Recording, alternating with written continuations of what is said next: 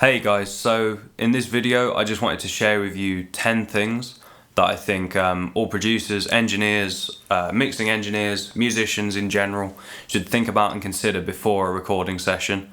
Over the last few years I've done loads of different recording sessions and I'm nowhere near an expert, but I just wanted to share with you my kind of thoughts and my thought process on starting a recording session. Okay, so these are in absolutely no particular order, but I've got 10 things that I think, and I've actually written them down in a handy little notebook because it helps, so I'll try not to look down too much. So the first thing on my list, and again in no particular order, is your health.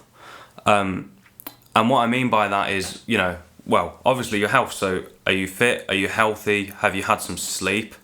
And these are all things that are going to impact that first day of a recording session. So you kind of got to think about, so, what if the day comes, the band are really excited, you were really looking forward to it, and the night before you get ill, you get a stomach bug or you get a cold. It happens, and to the best engineers in the world, the best musicians, it doesn't matter who you are, you're going to get ill one day. So what are you going to do to kind of combat this? So, you need to make sure you get some sleep, you drink plenty of water, fruit, kind of healthy food, maybe even just some fresh air, some sunlight. But you gotta think about this and plan ahead for it, so on the day it doesn't affect your job, your job in the studio as a producer or as an engineer. I recently did a session and I had a really bad cold on it, and I left the day just feeling I felt like I'd done a good job, but I was really concerned that my kind of ill health and me being a little bit down about the day and a bit tired was kind of rubbed off on the band. So I just hope they had a good a day as I wanted them to, which in the end I think they definitely did. So, but that worked out great. But that wouldn't have, that wouldn't have gone as smoothly if I wouldn't have drank loads of water, made sure I got some sleep, just tried to make myself feel as good as I can. So number 2 is money. And money's always a really tricky one, I think. It's very, very overlooked in this industry, especially for people starting out, and to young producers and young engineers, is, what do you charge? Are you underselling yourself? Are you being far too ambitious? But the one thing I will say is with money is that I think the best thing you can do, no matter what the price, is everyone needs to be completely open with what the price is, and what you're getting for that price.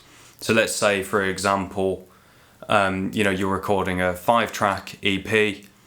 You said, let's say you're just starting out. You're not too worried about the money. It's great for your portfolio. So you say £100. Okay, brilliant. So you're going to get £100. The band's going to get a 5-track EP.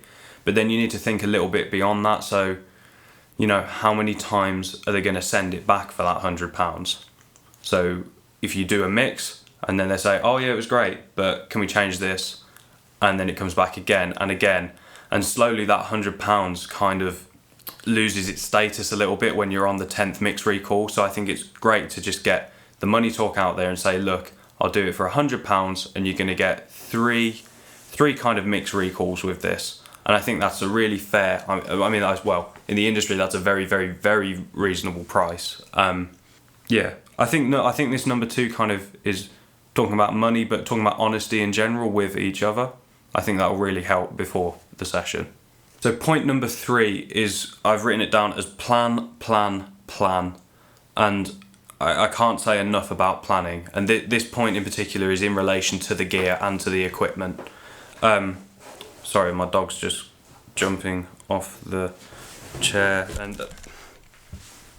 Okay, we'll forget that ever happened. So yeah, talking about gear and planning gear. So, what studio are you going to use? Are you going to use one at your university? Are you going to use an external studio in a professional environment? What equipment do they have? Do they have the microphones that you want? Do they have any outboard gear that you might want to use? What mixing desk is it? Do you know how to work the mixing desk? What are the analog to digital converters? Is there a tape machine? There's a lot to think about before starting that session. I think it would be a terrible idea to just walk into the room not knowing, not knowing what the desk is, what mics they've got, cables, headphone system, should definitely consider and find out as much information about the studio before the session begins as you can, because I think it'll help it run really smoothly on the day. Okay, point number 4, travelling and traffic. This was one I didn't consider for a while until I did a recording session in Bristol at Clifton Cathedral, and I was staying in Wales at the time. And I needed to be there for 10 o'clock to set up. So I thought, okay, it's a good long drive. I think I left at about 7 and I got there at 1. Sometimes you can't predict it, road closures, traffic, road accidents. It happens, but the most important part of a session, in my opinion, are those initial moments with the artist. They come into the studio and you greet them, you have a little chat, little conversation, show them around, and they can already see that, oh, okay, the studio's set up. He or she, the engineer, has made the effort to get there early to make sure it's all working, it's clean, it's tidy. If I was an artist going to, paying for a studio to use for the day, I'd hate to turn up and think, oh, okay, this really isn't worth my money. And people can make those assumptions very quickly, even if you're the best engineer going. So point number 5 is called your role. So what is your role in the project? Are you the producer? Are you the engineer? Are you the mixing engineer, the mastering engineer, etc.? And you need to think about how you're going to fulfill your role. So before the session, you might have been booked to be the producer. So you need to be planning in your head, okay, so I need to be thinking about the song, about the musical direction, how to get the best performance out of the musicians. What you don't need to be thinking about and clogging up your mind with is, okay, well, what mic am I going to use? Where's it going to go? Condensers, dynamics, ribbons, the outboard gear. These aren't things that you need to consider necessarily. A lot of the time these days, all these roles are kind of bundled into one big thing, which tends to be labelled as producer actually.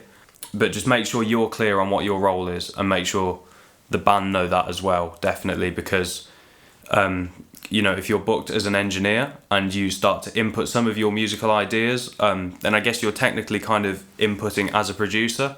Maybe the band are okay with that, and maybe they'll find it really helpful. Maybe they just kind of hired you as the engineer and they want full control over the musical input and output.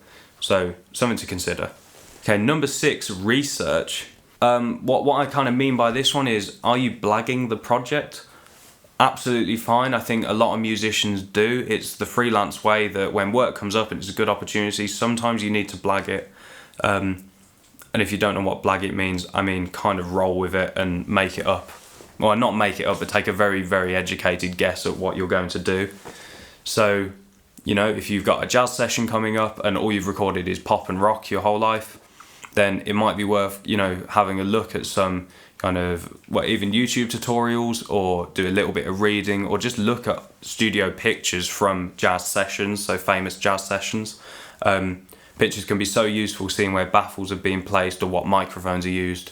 So definitely do a little bit of research before any project, really. Even if you're comfortable in the genre, it's good to just have a nice little idea, just to have a recap. Number 7 is called supplies, and by supplies I mean, do you have everything you need? So do you have gaffer tape? Do you have a headphone adapter, a drum key, moon gel, multi-tool, tape to wrap cables, extension leads?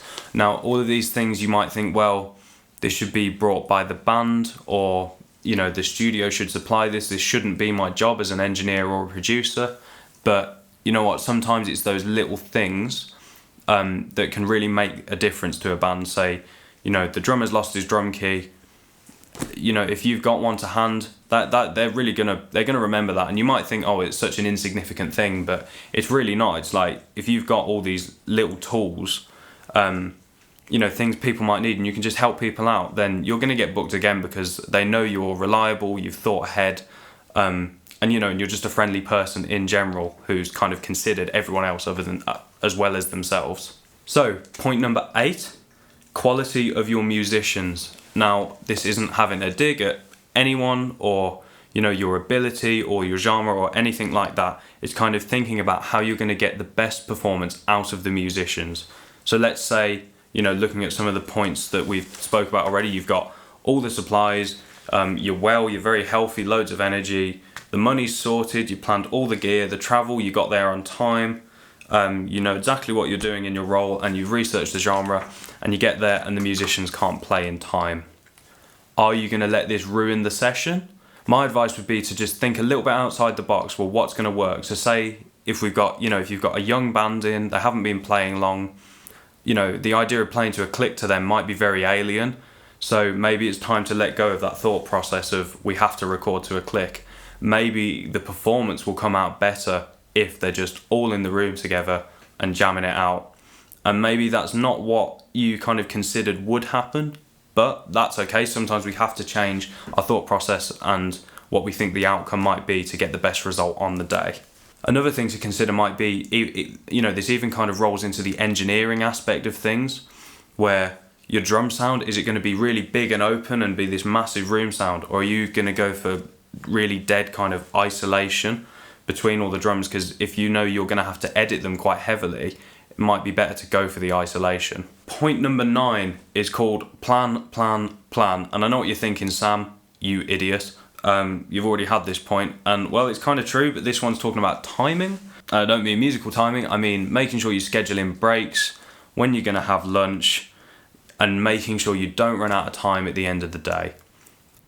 There's no worse feeling than having a studio book for the day. You've got it till 6 o'clock, you get to 5 and you've still got guitar and vocal to do. So you want everything to have an allotted amount of time to which you can get the best performance out of it and get everything you need to make sure you've got yourself covered. And finally, point number 10, and this is called pre-production and pre-meetings. So, is the studio going to be the first time you meet this person? Would it be better to go, to go and see one of their gigs, to go to the pub, to go for a little meal? And it's all these things in these kind of pre-meetings and pre-production that are going to determine how you're going to work together. If you know the person, is it going to be quite serious? Is it going to be quite a light-hearted day? Are you going to distract each other quite a lot? I mean, are you going to potentially argue? All of these things could be kind of avoided and preempted if you know the person initially, and you can get an idea of who they are as a person before they enter the studio and they're in this very serious and potentially stressed environment. So, just to conclude, all of the things I've mentioned are going to make an impact on the edit, the mix, and the master of a project before you've even hit, and they're going to make an impact on the recording session before you've even hit record. And I think that's the most important thing, really. Even if the final outcome, the final master is amazing, the best thing you've ever heard, a great performance, then great. Okay, it might be, it could be world class, but your experience along the way and the artist experience isn't going to be as enjoyable. And in my opinion, no matter what the outcome, you should definitely try and, you should be trying to have fun, be creating something that you're going to remember, and you're going to remember as a good experience in the studio. Well, at least that's my philosophy anyway. So cheers for watching, guys. Until next time.